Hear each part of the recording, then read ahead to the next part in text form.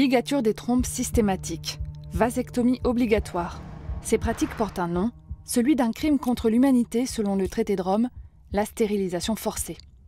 Historiquement, ces pratiques inhumaines ont touché les populations indigènes d'Amérique du Nord, les citoyens les plus fragiles du Japon ou du Pérou, et aujourd'hui encore les Ouïghours en Chine. Mais ces crimes, qu'on pensait révolus, se conjuguent au présent, même sur notre bon vieux sol européen.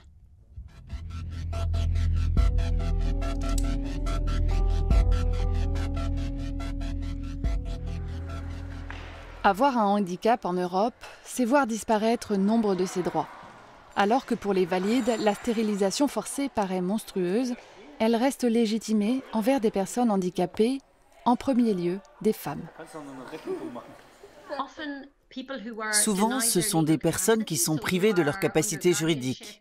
Elles sont placées sous tutelle et donc quelqu'un peut prendre des décisions en leur nom. Les personnes souffrant de déficiences intellectuelles sont donc très exposées à cette pratique.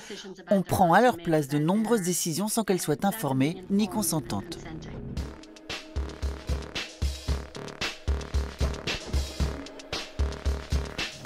Le consentement, c'est le mot magique qui permet officiellement de stériliser des personnes handicapées. Mais lorsque le handicap empêche de pouvoir s'exprimer, difficile de vérifier l'accord des principales intéressées. Certaines ne comprennent pas bien de quoi il s'agit. Parfois, la personne ne sait même pas qu'elle va se faire opérer. Ou bien on lui dit qu'il s'agit d'une appendicite ou quelque chose comme ça. Nous avons souvent vu ça.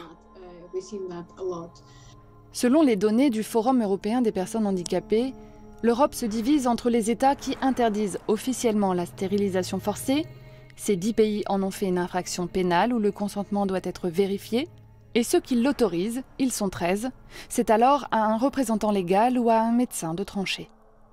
Parmi eux, 3 pays autorisent la stérilisation forcée des mineurs, la Hongrie, le Portugal et la République tchèque. Certains parents justifient ce choix, jamais simple, de stériliser leur enfant en disant agir pour leur bien, dans une société où rien n'est adapté à eux. La stérilisation, décision radicale et irréversible, vient alors pallier un risque, celui d'une potentielle grossesse. Aujourd'hui, il y a encore cette crainte que la femme en situation de handicap, et d'autant plus si elle est en situation de handicap mental ou si elle est non-verbale, tombe enceinte. Ça paraît complètement impossible que cette femme-là soit mère et ça paraît aussi impossible qu'elle ait une sexualité. Donc, la stérilisation, elle a surtout pour but d'éviter de parler de ces sujets qui sont tabous et qui mettent souvent mal à l'aise l'ensemble des interlocuteurs. C'est un sujet qui sous-tend une véritable déshumanisation des personnes handicapées. C'est une politique eugénique. Il s'agit donc d'une politique perpétrée le plus souvent sur des personnes qui n'ont déjà pas la possibilité de choisir où elles vivent, avec qui elles vivent, ce qu'elles font tous les jours. Mais à qui d'autre la société autorise-t-elle ou pas d'avoir des enfants? Qui d'autre attend la permission du docteur? C'est une pensée rétrograde. Je suis consciente de notre histoire, mais ici, tout est lié à l'autodétermination des personnes handicapées.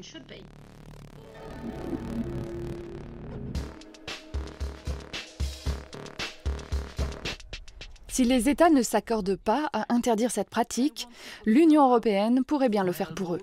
C'est en substance ce qui s'est joué dans cette salle fin juin 2023. Le Parlement européen, réuni en commission, a voté une loi assez globale pour combattre les violences faites aux femmes. Et la rapporteure irlandaise de cette directive assure ne pas avoir oublié la question des stérilisations forcées. Si vous regardez la stérilisation, c'est l'article 6b. Nous sommes assez clairs sur le fait qu'il s'agit de pratiquer une intervention chirurgicale ayant pour objet ou pour effet de mettre fin à la capacité d'une femme ou d'un enfant à se reproduire naturellement sans avoir obtenu son consentement préalable et éclairé, et sans que la femme ou l'enfant comprenne cette opération. Il s'agit donc d'attendre que le consentement puisse être donné par la personne elle-même plutôt que par un tuteur ou un parent. De notre point de vue, ici, les députés ont amélioré la proposition de la Commission. Ils vont maintenant négocier avec les États membres. Ensuite, les États membres et le Parlement diront ce qu'ils acceptent d'inclure dans la loi et nous espérons enfin qu'elle sera adoptée, de préférence avant les prochaines élections européennes. Ce texte sera alors une loi que tous les États membres devront mettre en place. Le processus législatif suit son cours. Mais pour des militants comme Sarah, le seul consentement, souvent difficile à vérifier, n'est pas suffisant. C'est une grande étape de franchie, c'est un grand pas, mais ça reste un pas. Et je crains qu'une fois que les pays auront franchi cette étape, ils s'arrêtent là. Or, nous avons besoin d'une criminalisation de cette pratique. Nous devons veiller à ce que cela ne se reproduise plus du tout. Et nous devons aussi savoir combien de femmes ont été stérilisées, demander si elles ont besoin d'aide et savoir si on doit leur dire qu'elles ont été stérilisées. Pour les associations, il y a urgence à légiférer contre les stérilisations et à conscientiser autour des violences faites aux femmes handicapées. Car parfois, la seule preuve en cas de viol, c'est la grossesse de la victime. J'ai récemment discuté avec une mère qui s'est rendue dans un hôpital public il y a 2 ans, alors que sa fille avait 14 ans.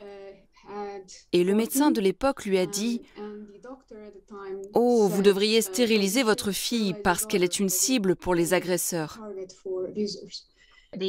La réponse des autorités quand une femme est enceinte, une femme avec un handicap intellectuel en institution, la réponse est de la stériliser au lieu de poursuivre l'auteur du viol en justice. Nous, au sein de la permanence juridique de l'association, on est saisis presque quotidiennement pour des faits de violence sexuelle. Vous avez 4 femmes sur 5 en situation de handicap qui ont subi des violences. Pour certaines situations, par exemple, vous avez 90% des femmes autistes qui ont déjà subi des violences sexuelles. Donc les chiffres sont absolument alarmants concernant les femmes en situation de handicap et des violences notamment sexuelles qu'elles subissent. Et finalement, la stérilisation, c'est juste une illustration d'une réalité qui est que le corps de la femme en situation de handicap aujourd'hui n'est pas protégé.